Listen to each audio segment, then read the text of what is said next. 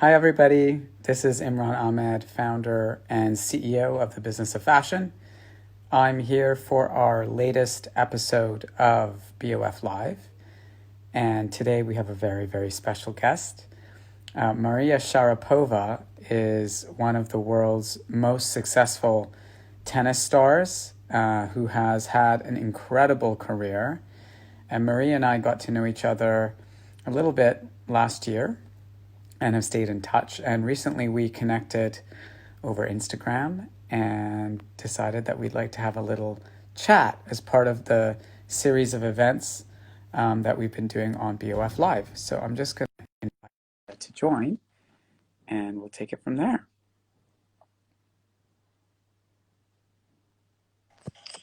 Hi, Imran.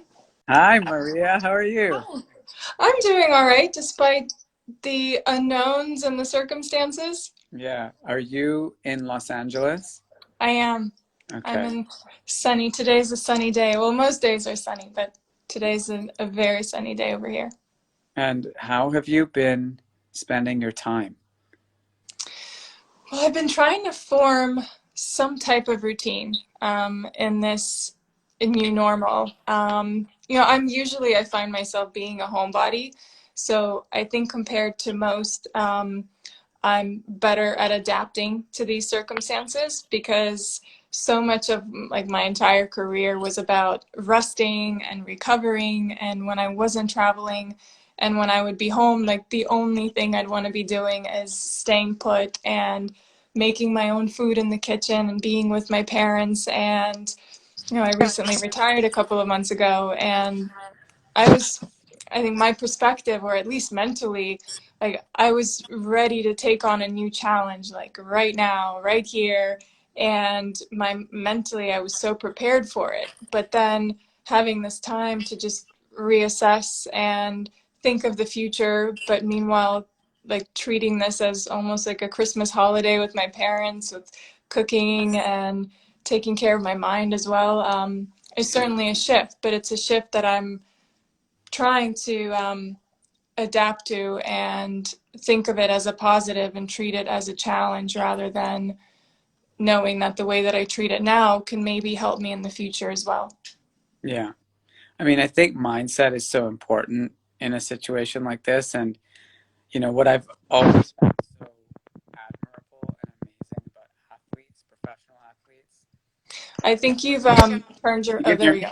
Yeah. Now I can. Okay. I said one of the things that I found so um, impressive about professional athletes is the mindset and kind of resilience that they need to have in order to do what they do. And that's a little bit where I wanted to spend some of our conversation today. I've had, and I'm sure you too, I've had so many messages from young people grappling with this kind of situation. And of course, none of us have ever been in this exact kind of situation before where, there's a global pandemic and we're all confined to our homes. But many of us all have been in situations where we face challenges and where we have to adapt and we have to find a source of resilience. So I wondered whether you might be able to share some stories with us and some advice with us about tough moments in your life where you had to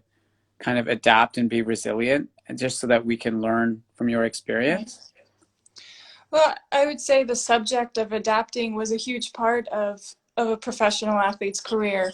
And although a lot of the things were like repetitive in terms of knowing where you were going to play and your schedule, it's very much the same annually.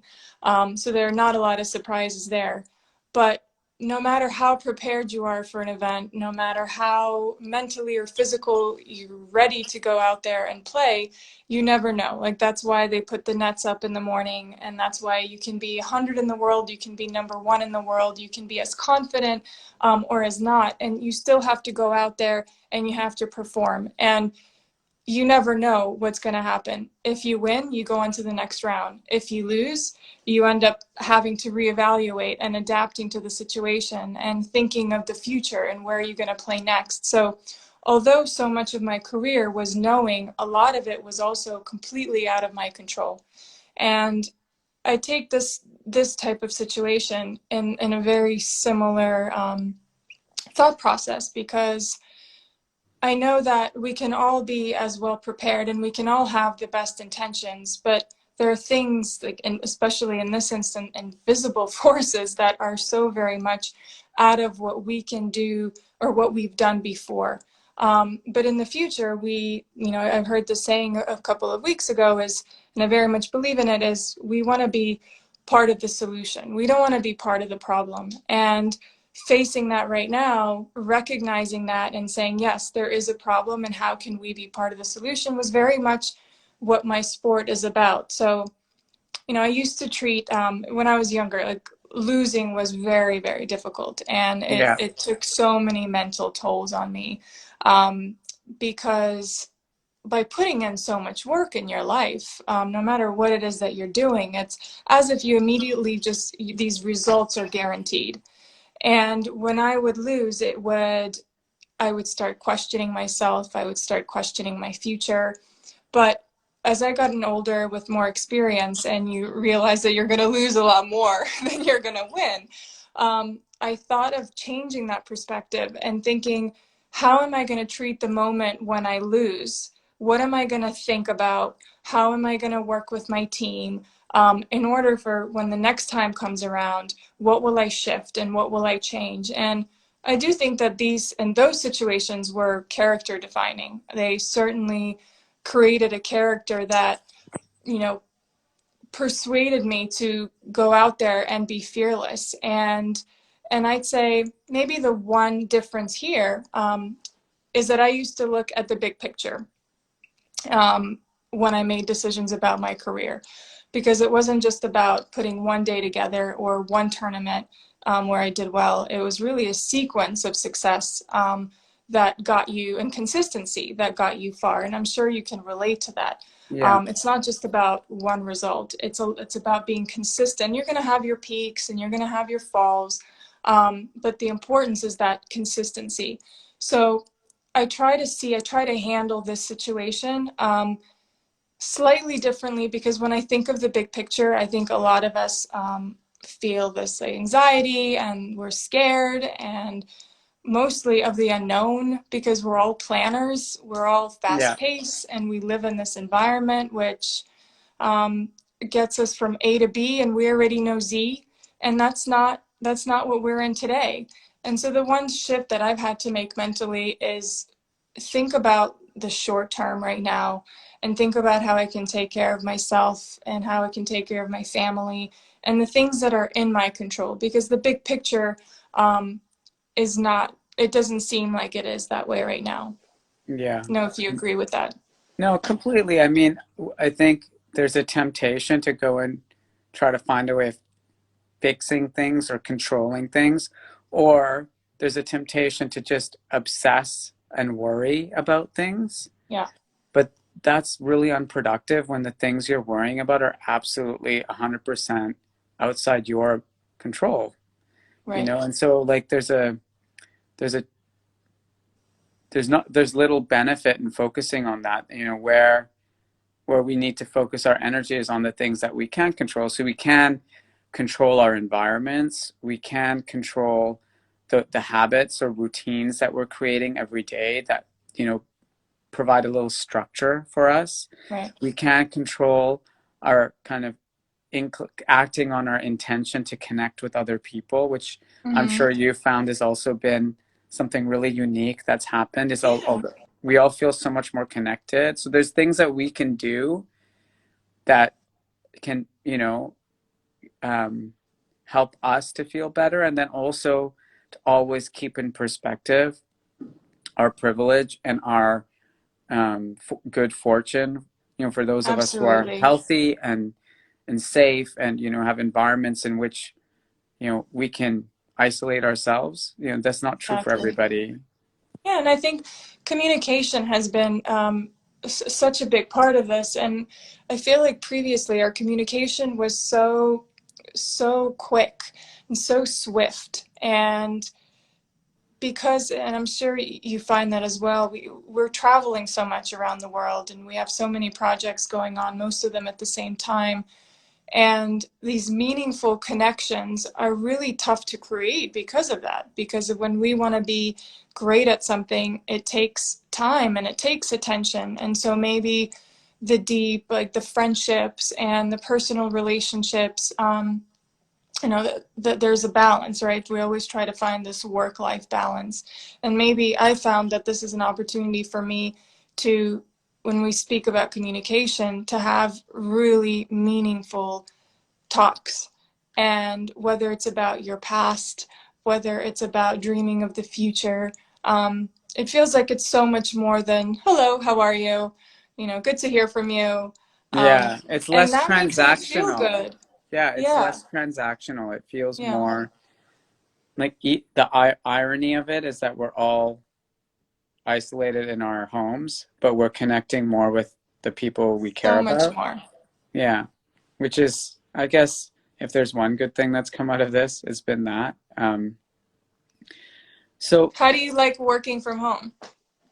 it's really funny. So when I when I first started writing BOF, I did it from home, and so kind of for the first 6 years, 6 or 7 years, I didn't have an office really.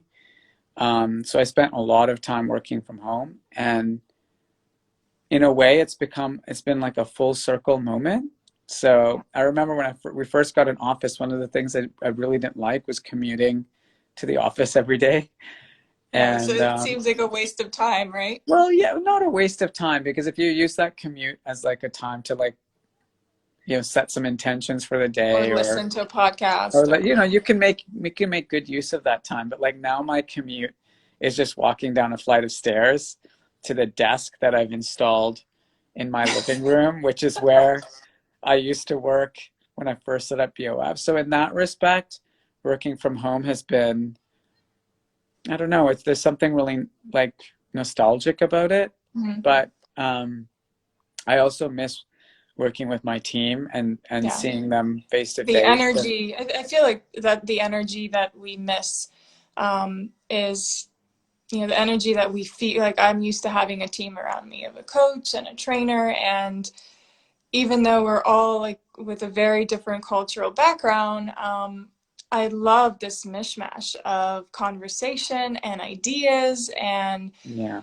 seeing how we can, understand each other's feelings and profession and just get along. Like it's not yeah. easy to, so I miss that you can't replicate that on via Zoom. No, and like I'm longing for the day that, we can all be together again, of course. But I'm trying to make the best of this situation, and it's actually been for our company a period of great innovation. And we've had to rethink so many elements of the way we work and the things we're focusing on.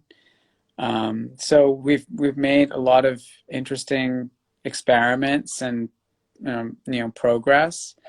So there's the working from home thing has just forced us to work differently, and I think some of the new processes and tools and structures that we've put in place, I think they're going to endure, and I think Right. they're going to be innovations that stay with us as a company long after this is all over. So, there will be some good things we'll take with us from this as well.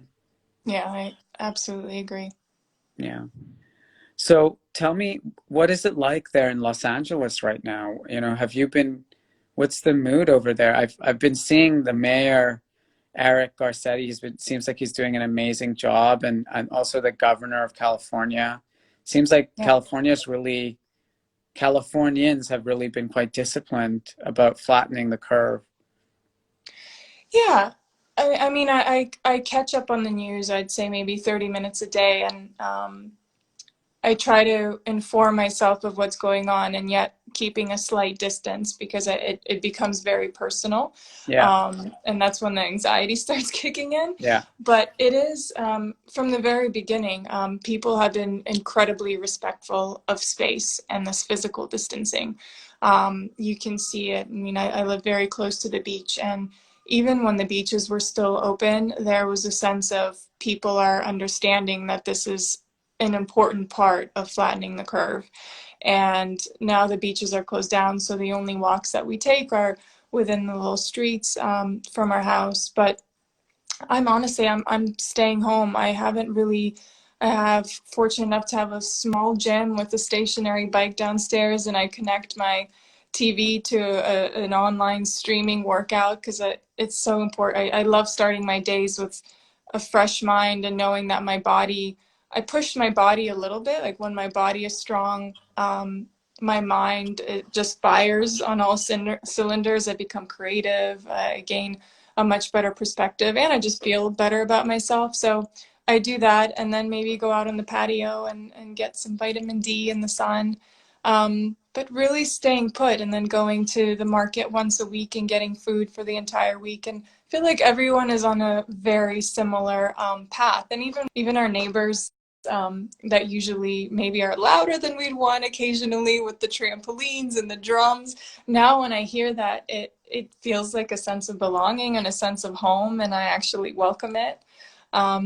So that feeling of community has been like very eye-opening. Yeah, that's great. Well, that sounds like a really constructive, productive way of using your time. Um, so you mentioned earlier that you retired from tennis a few months ago. I'm sure people are curious about how you're going to spend your time now, and have you started, putting any thought into, where you're going to direct your energy? I'm sure you'll always be connected to tennis in some way or another, Yeah. but Well, what? it's the one thing that I know the best, and that I can really relate to in terms of the mindset and the physicality and the discipline and focus. And those are all elements that I hope to bring into the next ventures that I'm a part of. And, I loved forming this type of education, kind of like a street smart education throughout my entire career, and very fortunate to learn from some incredible companies that I was a part of, whether it was from advertisement or from the business or marketing perspective, all those little lessons. I sure hope that I can use in my future. I've made investments in the last few years in companies that I'm currently, in the last few weeks, have really been building. I have a sweets brand called Sharapova, so that takes probably 75% of my day from the day-to-day operations. I am the founder and CEO of it, so we have a small knit team of about 6 to 8 people.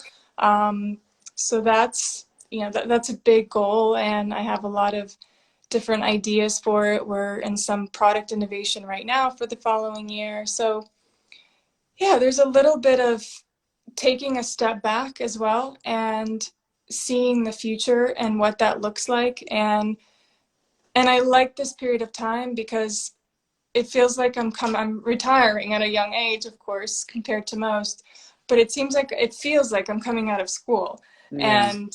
and I'm Was it figuring. hard to make that decision? Like how, what, I can't imagine, like what age did you start playing tennis?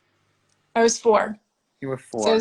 I was very young. Wow. And so the decision to stop the one thing you've kind of known, I mean, walk me through how you make that kind of decision. Like what goes through your mind? I don't know if any athlete ever really determines when that time is. And sometimes you don't know what's a perfect time and not. And I think as I've taken a step back, when you're in it, you don't really think of what you're doing because it's so natural and it feels so automatic. But when I've stepped away from it, I realized how physical and what a toll it took on my body. And I was struggling with a shoulder injury, really from actually the peak of my career. I was 21 and I had shoulder surgery. I came back from that. I won 2 Grand Slams, and in the last few years, it kind of reoccurred. And it's different having a surgery when you're 21 years old or when you're 32. So that was certainly part of my decision making. And I think it was also a time where I felt like I could bring value to other things that I've developed in my life. And that's very hard to do because I won't be maybe as good as those things as tennis, because I know tennis so well. Yeah. at those new things that I might develop, or the skills, or the interest I find. But I like the challenge of it. I like understanding what that might be and the work that I'll need to put in to be better at it. If there's one thing the sport taught me, it was that. So I'm excited. I'm excited of the future. And as I said in the beginning, like at first I thought, I'm ready to go. I'm ready to move. I'm ready for my next thing. I was in the middle of an architectural project in Los Angeles, and then like everything is stopped, and it makes you reevaluate and think, and I'm seeing that as a positive. So do you think there are things you're going to do differently that were different from the plans you had before this all happened as a result of what's happened? Like, is there new insights or kind of epiphanies that you've had as a result? I think the one thing that I found myself in was there were so many like time restraints on everything. And you see that in fashion, but in terms of like architecture, and I have a interior design project that I'm working on, and there are so many restrictions on time and samples, and you had to make decisions like very fast. And I believe that that type of like reactive work was, I don't know, it felt like I was compromising on the quality a bit. So I think in the future, I won't be afraid to take time to make decisions. I know that there will certainly be deadlines which I have to make, but I think in order to create quality, it takes time and it takes repetition. Mhm. Um, Another lesson I learned in my sport. So I'll be aware of that time a little bit more. Yeah, the whole concept of time is so interesting right now, right? Like one day from the next day doesn't seem different, but then somehow the days go really fast too. I don't know, I can't Yeah. really explain it. Like time is just the whole unit and nature of time has shifted for me. It Oh, I just feels agree. like I don't know, it's really hard to grasp. And then actually you find that you can take more time and reflect on things because you're not running off to something Yes. else, you know? And I usually, maybe you feel the same way, but I've sometimes felt guilty about taking time for myself. Yeah, Like, even if it was at a time that might be, middle of a work day or like at 3 p.m., and I'd say, you know what, today I'm done. My day's yeah, finished. yeah, And I feel like that doing that now is healthier, yeah. giving myself that space. And then also, I was speaking to Adam Grant, a professor at Wharton last week, and he mentioned how he's usually a morning person, and he wakes up and he's ready to go, and he's so creative, and he's working on his podcast and his TED Talks. I'm Um, obsessed with Adam Grant. How do you know? Well, I'll ask you that later. So what did he say? oh, you should have him on here. He's I love a all those phenomenal. quotes he puts on his Instagram. They're so They're great, inspiring. yeah. They're great, and he is. We met a few years ago. I was a fan of his books. I don't know if you read originals or, Yeah, they're but amazing. he's a great writer. He's an incredible connector. Like, he's a connector of people. He understands people really well, and he Yeah, matches people. Like, he'll put together this random group of people for dinner, and you think, how is everyone gonna get along? And then you leave that dinner thinking, I had the best evening. yeah. But yeah, he was saying how he's changed, like like now he's more creative in the evenings. Like, before he goes to bed, all of a sudden he's brainstorming, and that's based on scientific study that you're actually more creative in the evening, which I don't know if I can do that. I go to bed so early. I go to bed quite early too, but I just feel like the whole structure of my day is different now. So, um, yeah, I think I'm still most creative and clear first thing in the morning. Me too. Um, the hardest thing is that work just kind of creeps later and later into the evening because there's so little separation between work Exactly. and life. But that's my own discipline How that I is need it to with work. the time change of being in Europe and working in the States as well? Oh well, we have like we work with teams all over the world, so sometimes that means getting up really early, and sometimes that means staying up late. Um, Right. but you know what's amazing? Like we have uh, an art director that we worked with, and she had to move to Australia for personal reasons. But we just worked on a big new design project of a report that we put out, and we just worked with her on it because she already knows us. And normally we would have said, "Oh, they're too far away. You know, we need to work with someone here so we can work with them Right. in person." But because she was, you know, we're all virtual now, we're all working remotely. And, you know, it was really nice working with her because we loved working with her. And, you know, distance wasn't a barrier anymore. You know, Right. distance and separation doesn't feel like something you have to overcome because everyone's distant, everyone's separated in a way. Yeah, So, exactly. yeah, I feel like collaboration across geographies and time zones, that feels somehow less Right. of a barrier now. You know, it feels much easier. That's true. Feels like people are more accessible as well. And Definitely.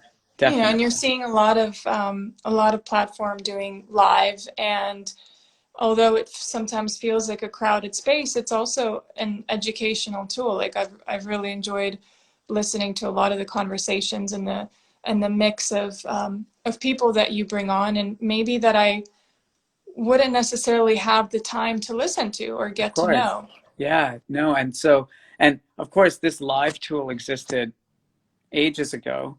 We never used it. No. You know, we never used it. And then, you know, we were, you know, obviously we can't hold any of our physical events anymore. So we were like, what's the underlying goal of events? The underlying goal of events is to connect people and bring people together. So True. how are we going to connect people and bring people together when we can't do that in a physical space? So our team was amazing. They whipped together a calendar. This is our fourth week of doing these events. Well, it's so funny because when we talked, it was a couple of weeks ago, and I thought we'd probably do, you know, the live like April 10th or April 5th, and then I got an email like April 16th. I was like, wow, that's in a lot of time. Yeah, so I mean, we had an overwhelming response. And so, you know, lots of people started connecting with us. And, you know, every time someone connected, I was like, let's do a live. And so it just, it really happened really organically. Well, And that's the it's, best. yeah, it's really nice. And it's nice to take the time to do this stuff in the middle of my workday because, Workday, yeah, yeah, to take your mind off. yeah. And also, like, I do miss talking to people, you know, I do miss that connectivity. So it's as much for me, I think, as it is for, And it is. yeah, for the community. Like I That just, makes for a good interview, yeah, usually. yeah, absolutely. Well, listen, it was Oh, nice to chat with I you. love spending my morning with you. Thank Yeah, you. thank you. And it's my evening here. Please pass on my best to Alex. I will, absolutely. And Big hugs, and and let's hope to stay in see you touch. And soon. then hopefully I'll be in LA at some point. Yes. I spent so much time in LA last year, and I'm missing it. So Good. I'll have Please to come come back. very soon. Yeah. Yes. We'll All send right. sunshine your way, though. Please. More. We've got lots now. I hope it lasts. Good. Okay. Bye. Have a great week. Bye. Take care. Bye. Bye.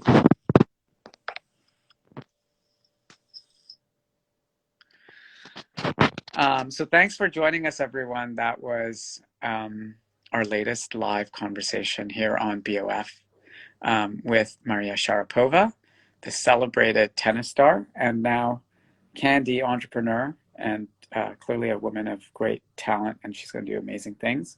Um, if you're interested in following and learning more about our other live events on BOF, you can check out businessofashion.com/events. Please share your feedback with us, use the hashtag BOF Live, and tune in for our next conversation. Take care. Bye.